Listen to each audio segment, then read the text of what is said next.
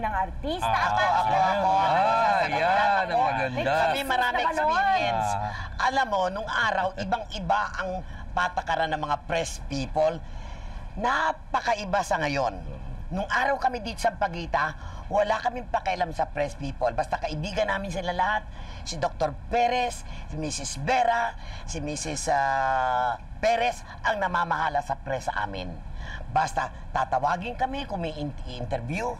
Hindi yung kami ang hahanap ngayon katulad ngayon ng press na makikisuyo ka. Sad to say, I have experienced that for so many years during some Pagita days of our stay here. Being the daughter or our mother studio, wala kami talagang pakialam sa press. Kami ang tinatawag ng boss namin dito sa Pagita. Andiyan kami sa terasa, press conference, nakaharap kami lahat. At saka merong PRO department dito. Doon, i-schedule nila kung, halimbawa, interview ng artista, hingi sila ng permiso sa PRO department. So, alamin muna kung anong mga questions na ibabato. Pag merong question na hindi gusto, i-cross yan. Hindi mo pwede itanong yan. Ganon.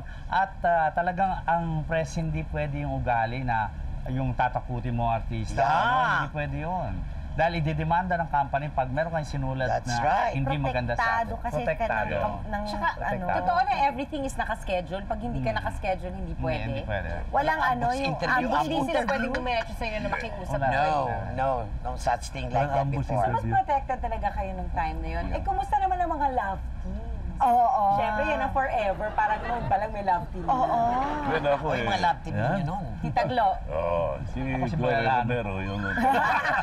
Si Belano ka love team ko. Hindi, kami parang naging Dolphy Panchito. Sidekick.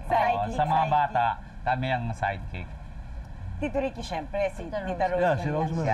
Rosemary. Sa akin, si Liberty Lagan, si Jean Lopez. Pareho din ba yung mga love team noon at saka ngayon na siyempre, dahil sa constant togetherness, lahat halos ng love team ngayon kasi parang nagkaka-develop pa, nagiging sila. Kayo Tito Luis, na-develop ba kayo ng Tita Glo? Hindi. Alam mo, mga love team yung araw. Ang iyakapan ng araw, hindi ka gagawin yung talagang... Very tender. Loving. Pag niyakap mo, talagang si Gloria Romero, ang kamay nandun sa dibdib mo. Ano? Sa dibdib niya? Ako ko ba hindi Tita Glo?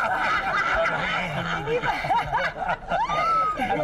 At saka hali ka ng araw eh. At saka ang love team nung araw, pinangangalagaan yan. Talagang part of the business yung pangalagaan ng love team dahil in ng mga panahon na yun. Sa tingin niyo ba, yung mga gano'n na hindi masyadong explicit yung mga love scene, yung mga yakapan noon, sa tingin niyo mas okay noon? Kasi parang pa rin, na-retain pa rin yung values as opposed to ngayon na talagang pag sinabi mong love scene, talagang love scene. At saka araw walang kissing scene doon, Hindi, ang love scene nung araw talaga napaka-decente, malinis tingnan, walang malisya. At saka tinitilian ng tao, pag oras na yakapan ng dyan, Mag-ayakapan pala-palatin pala. Mild na yakapan, Sa akin noon, Janice, yung ginawa kong movie rito, yung First Kiss, ang kissing scene namin dito lang. Nakadikit hindi sa lips. Iniintay ng passion, talagang magli-lips sa lips. Teka muna. Ako nag-direct ng First Kiss ng dalawa ni Rosemary. Ginawa yung ni Mars Ravelo First Kiss na pelikula. Marami pa pong chika. Nagbabalik po ang sis. Diyan lang kayo. Baka may